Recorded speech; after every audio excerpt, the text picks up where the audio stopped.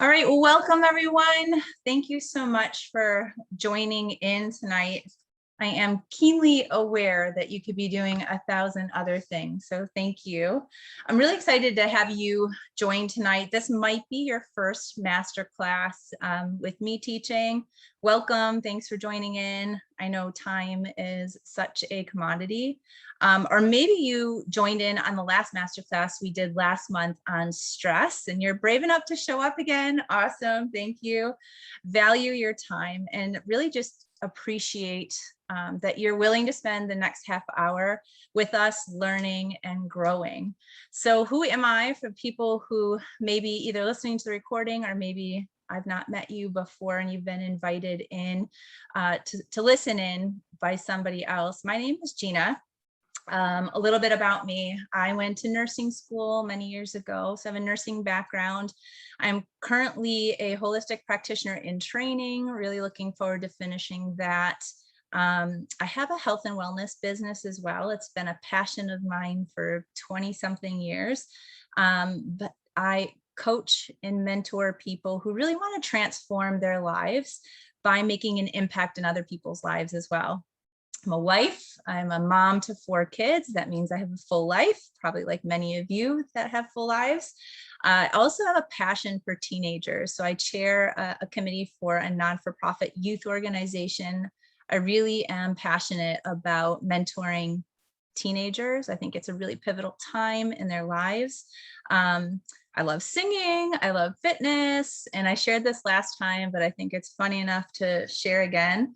I am weirdly fascinated by tornadoes. I grew up in Buffalo, New York, and somehow in my brain thought that I was going to be a tornado chaser for a little while. And then I moved to Toronto and realized that dream is not going to happen. Anyway, as we dive into sugar and gut health tonight, I think it's really important to start with this statement that Hippocrates made. And he made the statement 2,500 years ago. He said, all disease begins in the gut. All disease begins in the gut. So it would behoove us to really understand why this happens. And I think the best place to start is our modern diet. So the average Canadian, you can read that as North American, really. The average North American has about 26 teaspoons of sugar daily. And when you're talking about teenage boys, I have 3 boys. And 2 of them are still in the teenage years. One's 19, so pseudo teenager. They typically have about 41 teaspoons of sugar. So when we get to the part about affecting their mental health, you'll understand why teen boys are often misunderstood. The average meal preparation time is now reportedly 15 to 30 minutes versus 45 minutes 10 years ago. So what does that mean? It means that a quarter of North American families eat a homemade meal from scratch every day, compared to 50% in 1992. So any given day, 1 in 3 kids eat a fast food meal, and kids often see millions of ads for unhealthy foods. 60% of foods Canadians buy are processed or ultra processed. And then 1/3 of Canadian children are now overweight or obese, while 40% of US children will develop cancer. And you know, this isn't to make you feel like wah, wah, right off the bat here, but here's what it is. It's really about sugar and gut health. And there most certainly is a connection. We now know that diet plays a really considerable role in the health of our gut microbiome. And that microbiome, it's really important, as Hippocrates said, all diseases start in the gut. So a varied diet rich in nutrients from whole foods, that's what's going to create a well-balanced microbiome. Whereas the typical Western style diet that we see here, that's full of highly processed foods and added sugars, that's going to do the exact opposite. This way of eating, the standard North American diet, or SAD diet as they call it, this makes us crave and then consume even more sugar, which then in turn creates an imbalance of our gut. And here's what's important to know is that your gut It's a finely tuned ecosystem. And that's how you have to think of what your gut microbiome is. It is an ecosystem. So with a high sugar intake, we generally find that two things happen when you are eating high sugar. The amount of beneficial or the good bacteria ends up decreasing in your gut. And number two, the amount of bacteria that can have a more pathogenic or a disruptive way in larger numbers in the gut, that increases. So bad bacteria increases, good bacteria decreases.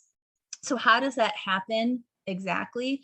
Researchers have been finding that excess sugar can really serve as a signal in the body, and it shuts down production of a protein that beneficial bacteria really needs to colonize in the gut. So this enables that bad bacteria to grow, and over time that's going to impact the health of your gut, which then of course will in turn impact your overall health. So where's all that sugar hiding? And I can say that I have heard many people, as I've been kind of chatting with people, doing lots of research on this, a lot of people say, but I don't use a lot of sugar. We don't add a lot of sugar because many of us are more health conscious than ever, but it might be hiding. And not all sugar is created equal. And we're going to talk more about that in a second. But you can see by all the different terms that are in front of you here, there are 152 ways to write sugar on a label, and that's by Canadian standards. American standards are even higher. It is the most widespread additive, even nudging salt, and it's associated with all kinds of things: attention deficit, hypoglycemia, diabetes, obesity, candida, cancer, so on and so forth. The average Canadian eats 26 teaspoons of sugar. We talked about that, and that's about a fifth of their caloric intake in a day. So what do you think of when you think of sugar? Maybe you can stick it in the chat button. Just stick with what you think of when you think of sugar. Likely what comes to mind might be the sweet white or brown stuff that you either spoon into your coffee or tea, or the stuff that you sprinkle over grapefruit, or the stuff we use in baking. But the definition of sugar, it's a chemical that is sweet tasting, crystallizing carbohydrate that is part of foodstuff. And they are often named according to the foodstuff that they're associated with. So for example, where you can find sugar. There's lactose. Many of you have heard of that because so many people are increasingly lactose free. So lactose is milk sugar, maltose is grain or malt sugar, fructose we've heard of before, and that's fruit, as well as glucose, which is the form of sugar in your blood, and then sucrose, which is that refined sugar, which is probably what first comes to mind when you're thinking of sugar. And this is all from Food and Healing by Colbin, which is a book that I've been reading. But there's also important things to notice that there's sweeteners. We call them sweeteners or glucose, fructose in Canada. US call it high fructose corn syrup. High fructose corn syrup is made from cornstarch, and then it offers a really sweet flavor. It's super popular because it's cheaper to produce than cane sugar, and starch is complex sugar. So what we do is we break it, or what the governments do and what the industry does is they break it down, and then the end result is corn syrup. A corn syrup is 100% glucose. So enzymes are then added to the corn syrup, and then that converts the glucose into another simple sugar. So what they're doing is they're adding, in addition to sweet products, they're also adding it to foods. And this is the kind of stuff that we're really seeing the trend in. They're in yogurts, breads, even frozen pizzas, cereal bars, cocktail peanuts. Like, why do you have to put sugar in cocktail peanuts? Boxed macaroni and cheese. These are all the places that sugar is hidden. And really, because of the increasing popularity of these ultra processed convenience foods, what they've found over all of North America is that it's really leading to an increase in obesity, type 2 diabetes, even non-alcoholic fatty liver disease. And this is important to know because these are all things that really stem from sugar. So to think about it, just to jot down next to you or have in your brain, women need to stay under about 24 to 25 grams of sugar per day, and men at about 35 grams of sugar in a day. So think about that. A can of Coke, it's 39, a 12-ounce can of Coke, not even the big 16 ounces, 12-ounce can of Coke is 39 grams of sugar. I know you probably think, I don't drink Coke. Maybe you have ice cream. One scoop of vanilla ice cream. This is not even a sugary. One scoop of vanilla ice cream has 21 grams of sugar. 3 Twizzlers. Sugar candy, chewy candy used to be like my big thing. 3 Twizzlers, 16 grams of sugar. So you might not be necessarily adding that sugar to your coffee, but how many times are you going into the pantry? What kind of things are you reaching for? Because it's going to affect your microbiome. So North Americans are obsessed with calories, calorie counting, low calories, 0 calorie, etc. Right? We see all of the advertising. But what people really need to realize is that our bodies, they crave nutrients, guys. For example, if you're craving chocolate, I will bank my money on the fact that you probably have a magnesium deficiency.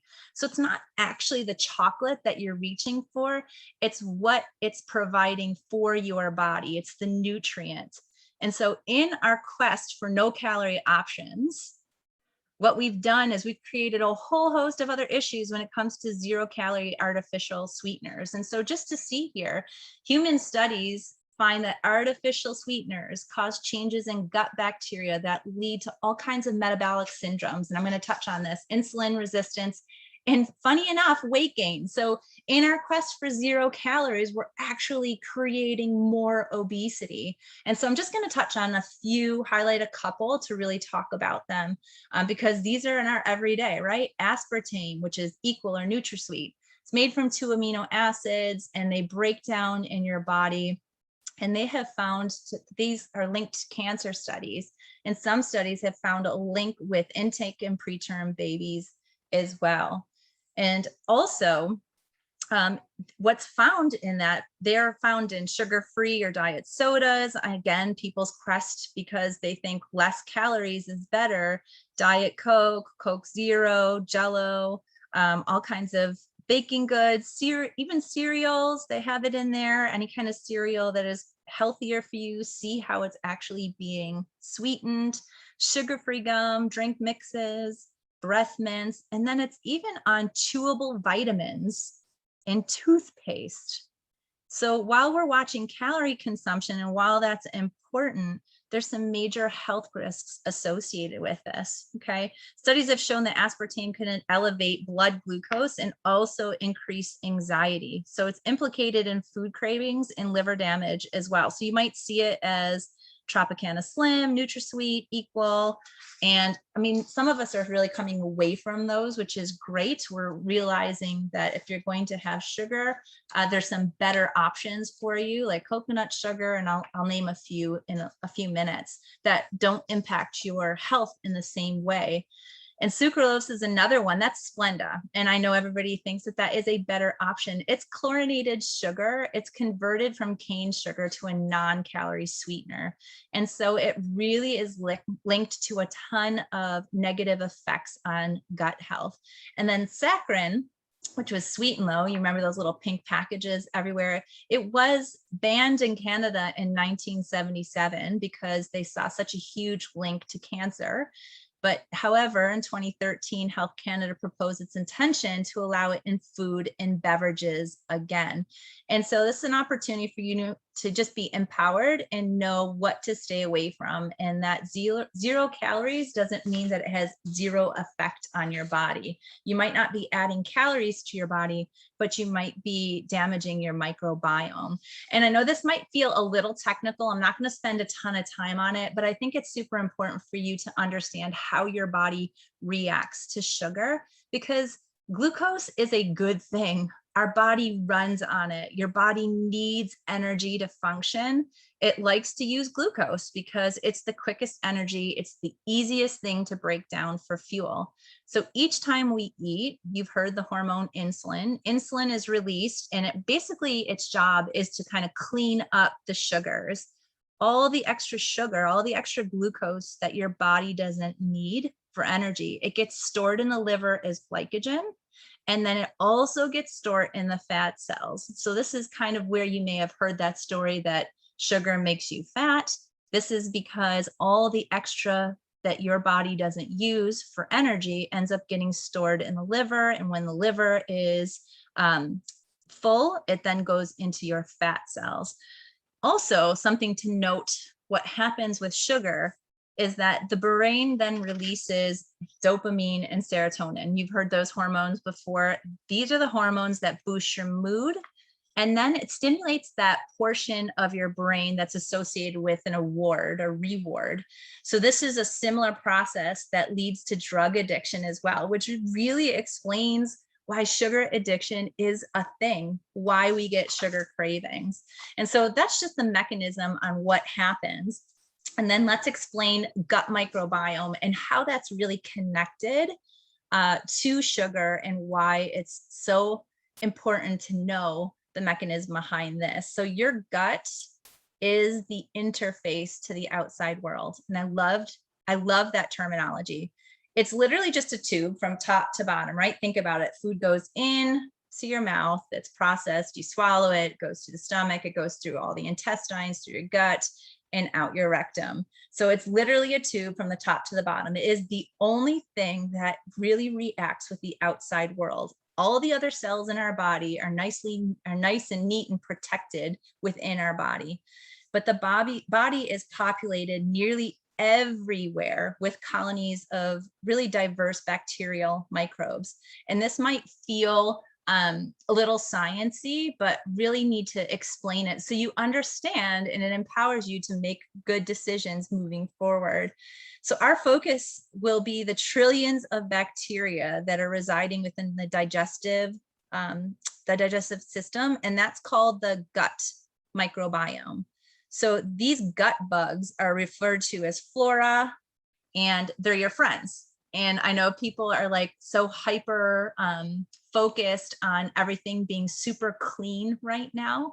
We really need to have bacteria, good bacteria in our body to be able to fight off and ward off things. And these healthy bacteria, this help you stay robust and in balance. And the gut microbiome, it's fascinating and it's super complex. And it's full of bacteria, fungi, viruses, and microbes that reside all along the intestinal tract. And it influences the health and function of every single organ in your body, including the brain. That's really important, you guys. So that gut-brain connection is there. So Dr. Natasha Campbell, she writes about how 90% of all the cells in the human body are in our gut flora. 90% of your cells are in your gut flora. So do you think it's important to really look at our gut health and focus our attention on it? Yes, it is. We are truly more bacteria than human, and it's essential to keep all the different species living in harmony. And that's what we're going to finish up talking about tonight. So genetics, most of the delivery, medications, diet, lifestyle, and environmental factors will influence that microbial environment right from the beginning of life. And then it continues through adulthood. And for some of you who have heard me speak before about this, genetics are, this is the way we talk about it in holistic care, is that genetics are a factor. They're going to be, but genetics are almost like a gun and lifestyle pulls the trigger. So just because there's family history doesn't mean that you are all of a sudden that is your future. Lifestyle and diet, nutrition, they are massive pieces of your health. And so that should empower you to make great decisions. A well-functioning gut with healthy gut flora holds the root of your health.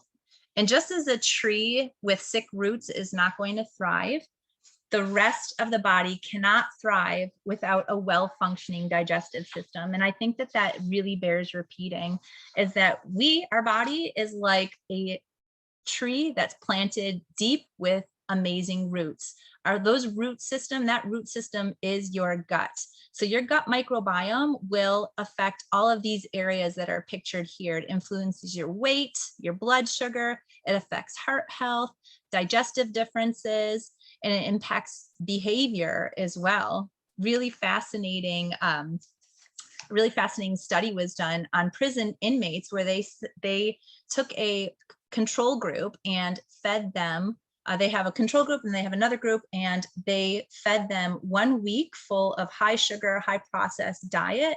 And the instances of aggression rose by 80%. So we really see hyperactivity, aggression. It's also why we steer people away who have been diagnosed with ADD or ADHD away from sugar, away from highly processed foods, because we know it really does affect them.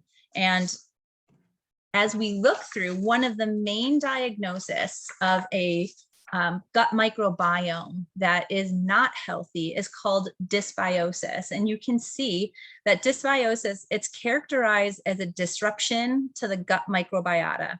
It's really just an imbalance, and it imbalances, it changes the functional composition, it changes metabolic activity, and it also will shift the local distribution. So what ends up happening is that all kinds of digestive disturbances occur. So could be diarrhea, could be cramping, could be constipation, bloating, or indigestion. Have you ever experienced any of that? Any bloating, cramping, diarrhea, constipation, indigestion? I know I have IBS and was diagnosed with that in my early 20s. And so all of this is super important. And it started my journey into really understanding this. So if you suspect some foul play in your gut, I would suggest doing a food journal for at least 3 days, but even up to a week is really helpful. Where you can jot down what you eat, and then about 30 minutes to an hour after the meal, jot down how you feel. Maybe you'll start to notice some patterns of foods that trigger a response from your body that is not optimal. So is it bloating? Is it gas? Are you not going to the bathroom well? And really understand how your gut is responding to the foods that you eat. Or maybe it's the time of day that you're eating. Maybe you're eating far later at night than you should, and you're feeling like, I'm not getting good sleeps because you're not digesting your food properly. There's all kinds of things that you can discover by keeping a food journal. And just to share with you that dysbiosis, that imbalance in your gut microflora, this is literally the base of all these diseases that you see here in front of you. It's autoimmune disease. You can all autoimmune diseases link back to leaky gut or dysbiosis, liver disease, cancers, many cancers. Cancers feed on sugar cells, guys.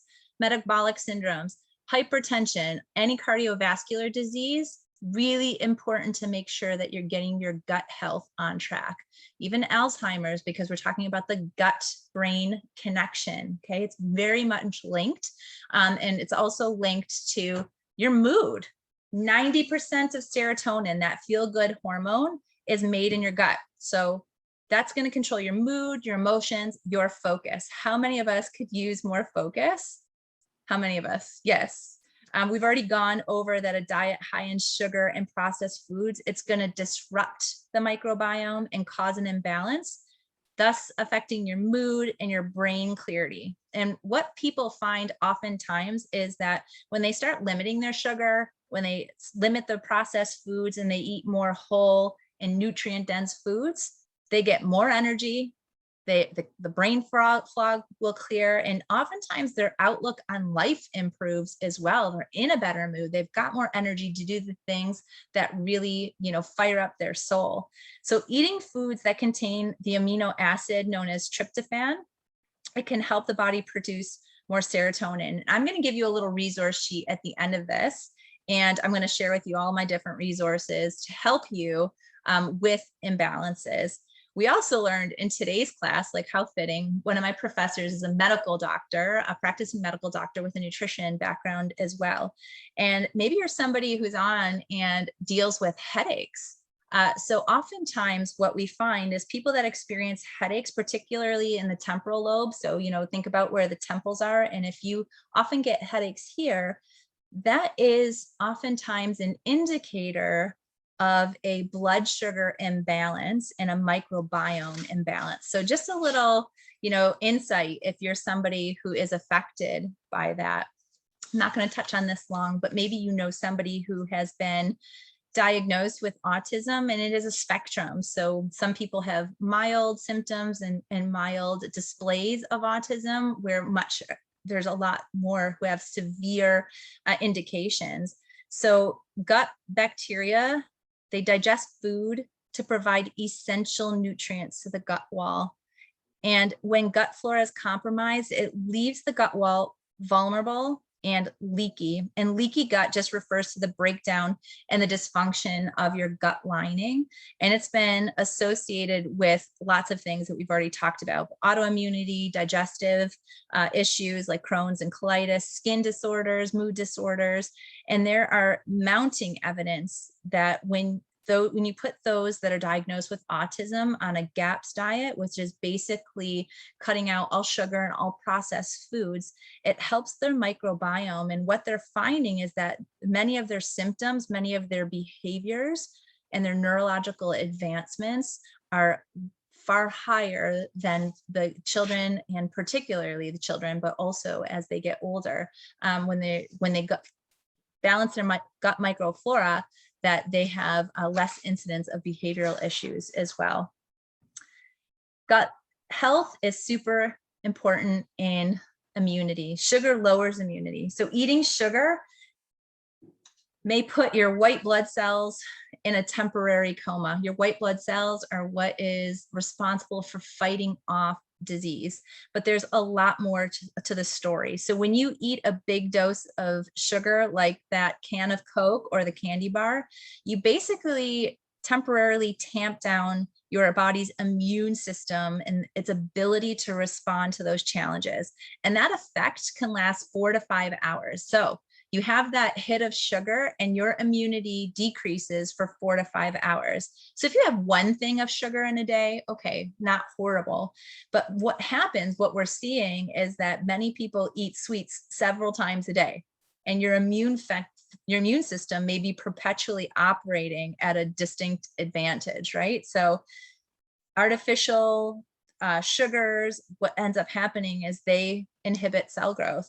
A virus needs a host to really multiply, and viruses enter the body, it multiply in its cells, and they specifically attach themselves to sugar structures. So again, if you've been finding that you're sick, I know many of us are like still isolating a bit more. If you're living in Ontario, if you live outside or listening into the recording down the line, it really is important to know that viruses will attach itself to sugar cells and then multiply in your body. So important to know, because then the more we cut that out, the less the chance we have to succumb to viruses. So what can you do about it? And I know I said a half hour, I'm probably going to go over about 5 or 6 minutes. Bear with me here. So how do you rebalance your gut microbiome? What can you do today, starting tonight, to do that? So balancing your gut is going to be a little bit of a process of getting rid of inflammatory foods. So inflammatory foods, sugar, refined and processed foods. Cow's milk is often very inflammatory, and then also limiting gluten, because gluten has a protein called gliadin in it, and it upregulates a protein called zonulin. And all that means is that those proteins start to break down the gut lining. I guess that's the simplest way I can share that. And so gluten, I know a lot of people do gluten-free because they're looking at health and they're looking at creating an anti-inflammatory. And you don't have to cut out all gluten, but if you can limit it, you will see a difference in your body. Eating whole foods is the second step because they naturally have enzymes that are going to be needed to break down well in your body. They're nutrient dense, and they're also going to create alkalinity, again, fighting off inflammation. Bacteria grows in acidic environments, so we really want to create an alkaline state in our body. Step 3 is we're going to be eating foods that repopulate the good bacteria in the gut. So focusing on things like prebiotics and probiotics. And so I start my morning with a gut health supplement from Arbonne, and then I mix it with greens and a tablespoon of apple cider vinegar. The apple cider vinegar doesn't taste awesome. It's actually not bad, but it really does help get the digestive juices going in the morning. But some other prebiotics would be like chicory root, dandelion greens, garlic, onions, leeks, asparagus, even bananas is a prebiotic. That's why some people will have it right before they go for a run or a half hour before. And then probiotics as well. The most common fermented foods that naturally contain probiotics, a yogurt. And if you're dairy free, and I suggest to do that, you can get like a dairy-free or a coconut yogurt or a coconut kefir, kombucha, sauerkraut, maybe you like kimchi. Even sour bread dough doesn't react the same way in your body, and there's probiotics as well. And then another recommendation that I have is using zinc. If you are somebody who's got microbiome, or maybe you have leaky gut or inflammatory issues, zinc is a really necessary element for many metabolic processes, and it's well known to help boost immunity as well, but also help with the gut lining. And you want to take that. My favorite supplement, and I don't get paid for them, but I just love their supplements, is from AOR. And you want to take zinc with copper, because that really does balance it out. And then another supplement to potentially look at is L-glutamine. And glutamine is it's an amino acid. So in the digestive tract, it's best known to help repair intestinal lining. It improves the growth and survival of your intestinal cells. And then it also helps to regulate the function of your intestinal barrier during stress. So hello, the last like 15 months of our lives, our worlds have been turned upside down. Maybe your gut is not reacting well to that. Glutamine could be something that could help with that. So what I'm going to do is, as I just have 2 more minutes to share, but I'm going to put this is a 1 minute, let me see if I can copy and paste this. I'm going to just put this 1 minute survey in the chat, and everybody who fills out this survey is going to have a chance to win a 1 month supply of gut health, my favorite gut health that I take every single morning. It's only 2 questions. Put your name and your information. Oops. And you're also going to get a resource sheet. I think I'm going to have to escape that. You're also going to get a resource sheet that will have all the suggestions that I've talked about tonight that you can take with you and be able to use that at home. But here's the chat. In the chat, here you go. Go ahead, click on that link, or you can copy and save it. And I will be doing the draw by tonight at 11 p.m. for the 1 month supply of the gut health. But if you want to take that 1 minute now, I'll give you 1 minute. That's all it will take to answer the survey. And then your name will get entered in to win. And then I'll have your information to be able to send you the resource sheet that will talk about all the different things that will help be able to improve your gut microflora and other foods. And I'll have the complete breakdown. Okay. And I know I missed a bunch of stuff in the chat. Pleasure. I'm going to end on this, you guys, and then anybody who wants to hop off can, and I can answer any questions. But if you're somebody who is looking for some accountability, some community, some healthy meal plans, some guidance and some inspiration. There's a whole group of us, a community that is going to be really focusing in on a summer wellness sizzle to help create and recreate the balance in your guts, but also create healthy habits and really help you feel your best rather than just kind of surviving the day to day. We want to help you thrive. And so if you're interested in that, reach out to the person who invited you on to this masterclass and they will share the information. We'll be starting June 1st and going for the month of June, but you can hop in at any time. I always say it is awesome to have everybody come and when it's great for you and really create an opportunity and make your health a priority. So I'm going to stop share here. I will see if I missed anything in the chat.